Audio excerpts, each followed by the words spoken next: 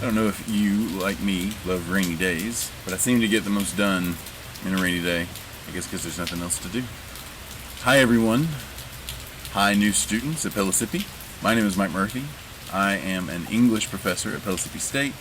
I teach freshman composition, sophomore literature, teach film studies, I teach co-requisite. I've been at Pellissippi for about 10 years, and for practically all of those years, I have taken part in new student orientation.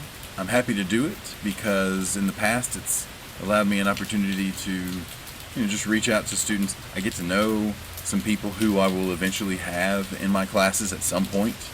So for me, doing new student orientation is kind of a first chance at some on-the-ground networking. Doing orientation this way, with me just speaking into a screen at you, possibly into the void, is very new for me.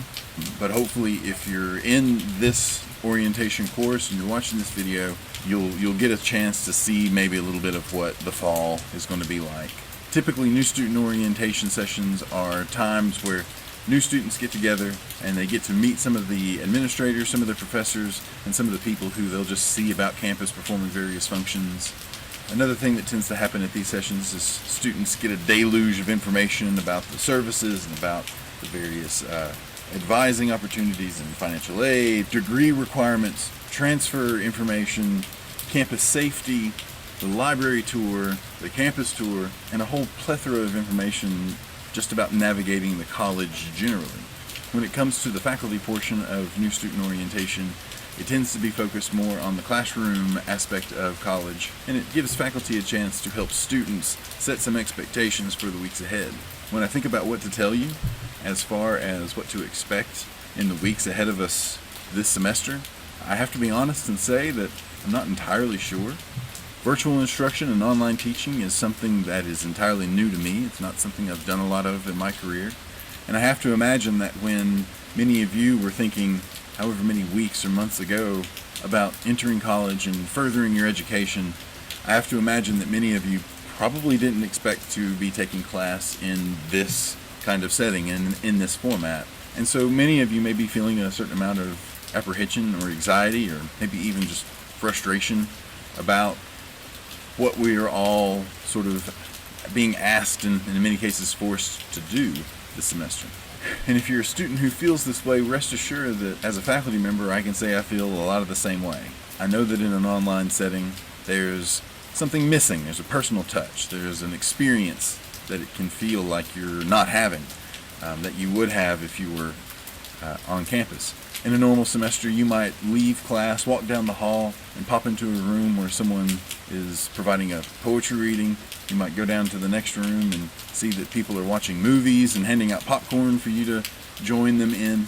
Every once in a while, there'll be a festival or a concert or some sort of gathering that takes place at the campus just for the sake of getting students together and talking and having fun together. And in many ways, that's not going to happen for a while.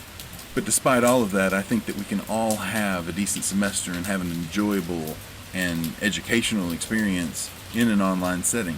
With that in mind, I think that as a faculty, I'm supposed to give you some advice and some tips about how to be successful in a classroom. And I'm sure you've been told 1,000 times how important it is to make sure that you attend class every day and to do your homework and to take notes and make sure that you do the readings and to enter a classroom space prepared with what you need for that day.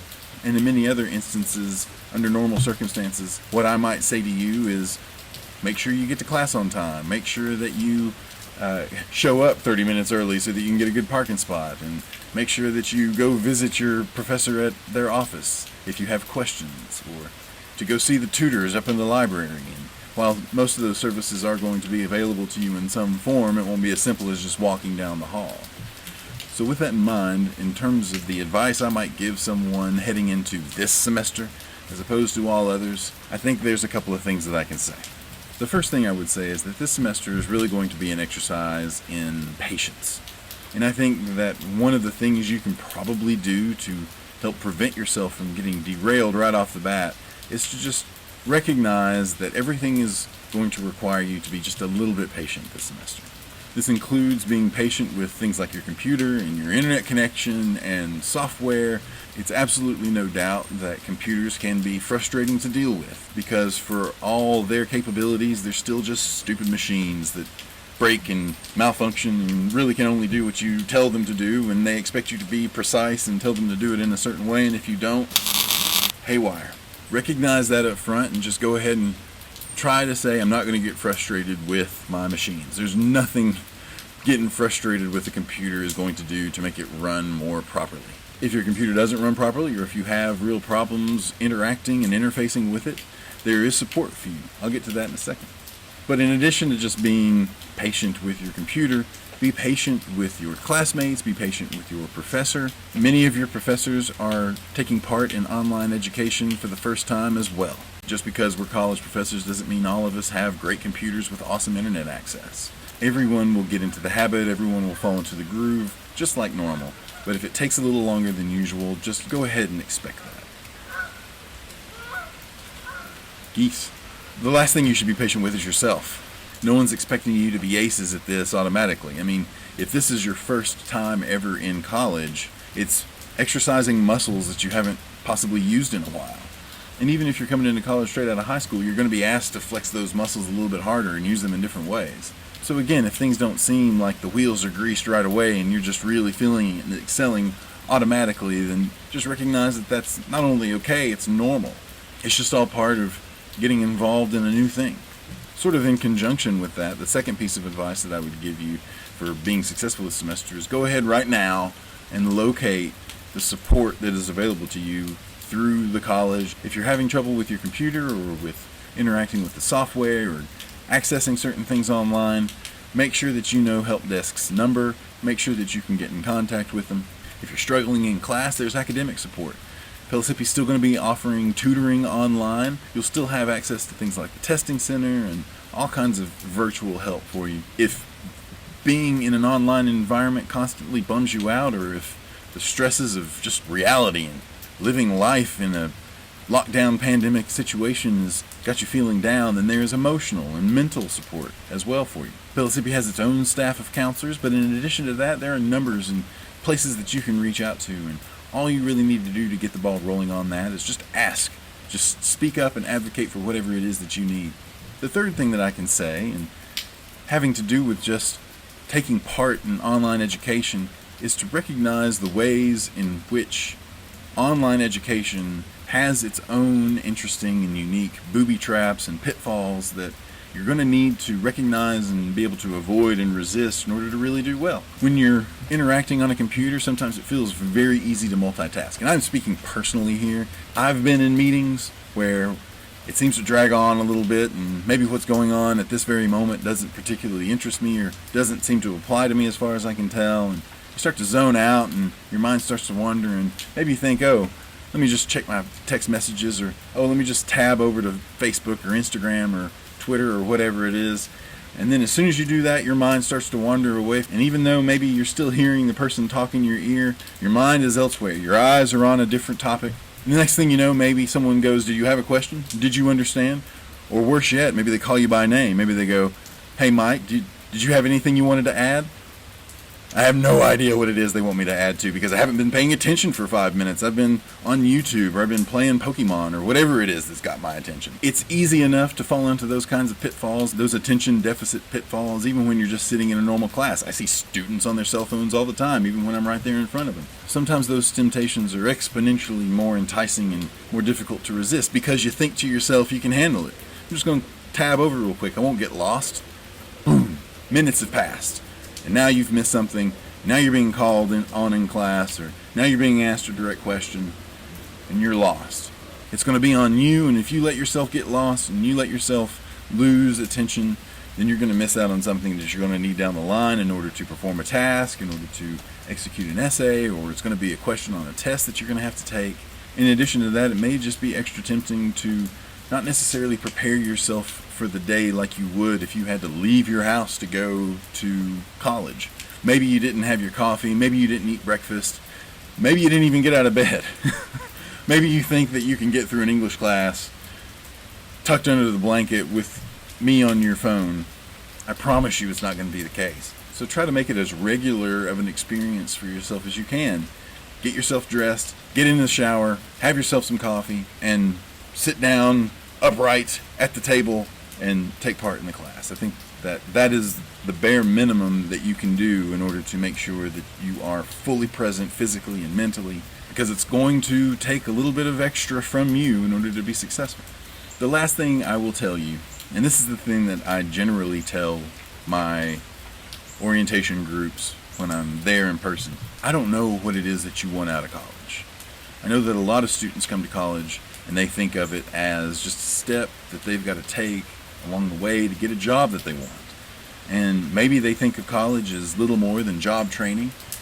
Maybe they think of college as just a hoop that you have to jump through in order to have the job that you feel like you can get right now anyway. It's an unfortunate condition of modern education that it's all geared toward what it is that you want to do for a living. When I entered college, I kind of knew what I wanted to do. I kind of figured that I'd end up teaching English, but I never really felt that my educational experience was all about just learning English and reading literature. Yes, that was part of it because it made me qualified eventually for the job that I have now, but so much of what I wanted out of college was just exposure to ideas. I wanted to learn things. I wanted to have my mind blown about the world around me. I grew up basically on a farm in East Tennessee, in Blount County in Friendsville, not too far from where the new campus is right now, actually. You're just surrounded by trees and cows and empty fields and a bunch of old people that don't have the answers that you're looking for the questions that you have. And in the meanwhile, I'm filling all my time living on a farm as a teenager with books and music and video games and movies, and I'm just constantly being exposed to ways of life that are foreign to me and exciting and sometimes scary, and the whole time I'm taking all this stuff in and thinking I want some of that. But I don't even really know how to go get it. I don't even have words for these things. And as far as the mechanisms in society that seem to work against people and keep them down, box people in, I knew all this stuff was there, but I just didn't even have words for it. I couldn't even conceive of it. I just felt it. And so when I got to college, I didn't just focus on English classes. I focused on classes that taught me about these things. I took psychology classes and philosophy classes and sociology classes. I took history classes and political science classes. I took the kinds of classes that gave me the vocabulary to recognize what it is that I wanted to see. It demystifies the world. Education takes away the mystery of things. That's what being educated eventually came to mean for me. It was a way to recognize the world on a different level of existence than I had previously, just living in a farm in Friendsville, Tennessee. Now when I look at the way the world operates and look at the things that happen in the world, they're no longer just events that seem out of control and that just happen out of nowhere because of evil or just general badness and awfulness. Now I can see the reasons and the motivations behind the things that happen in the world. And this is what I hope happens for all of my students. I hope that beyond just whatever job qualifications you attain in the course of your studies, I hope that your education illuminates the world for you. All a job can do for you is provide you money to buy stuff, to fill up a house, and I honestly believe that true happiness in life requires a rich inner life of the mind. And education is one of the best ways to acquire that and to attain that. It needs to expose you to things that you have never seen before. And in order to really get the most out of that exposure, you have to be willing to soak it up. You have to be willing to just take it all in and process it and really live with it for a while, as opposed to just letting it enter your head and retaining it long enough to regurgitate it in a test and then forgetting about it. These are things that if you apply it to the matrix of your life and to the tapestry of your experience, can enrich your soul and make you a more satisfied individual and a more content being. That's really all for the big grand speech. There's a pretty good chance that you didn't even make it this far into the video, so if you did make it this far into the video, I just want to say thank you. I want to say good luck. I want to say whether or not you end up being my student, I'm there for you if you need me this semester. So if you have a question, you just don't know where to go or where to turn to first, then feel free to start with me, and I will do whatever I can to direct you in the right way. If you are my student, I look forward to getting to know you a little better. I hope that I get to know you beyond whatever avatar you have. I want to get to know you. I'm sure I'll get to know your pets and little siblings and parents and spouses and kids and whoever else happens to wander into frame as you're in class. Just know that that's not a big deal. It's going to happen. It's what happens when everything that you do in life takes place in your home. I'll just end this by saying welcome to college. I wish you all the best of luck. It's going to be great. Find ways to make it great. I am desperately going to miss getting up in the morning, seeing my students, seeing my colleagues, walking around the hallways in the morning for exercise, sitting down in my office with my coffee going and the music going. And that's going to be something that's going to be challenging for me this fall. But I will also say that, hey, this is a pretty good office, right? Anyway, best of luck to you. If you need help, ask for it. And go out there and smash it.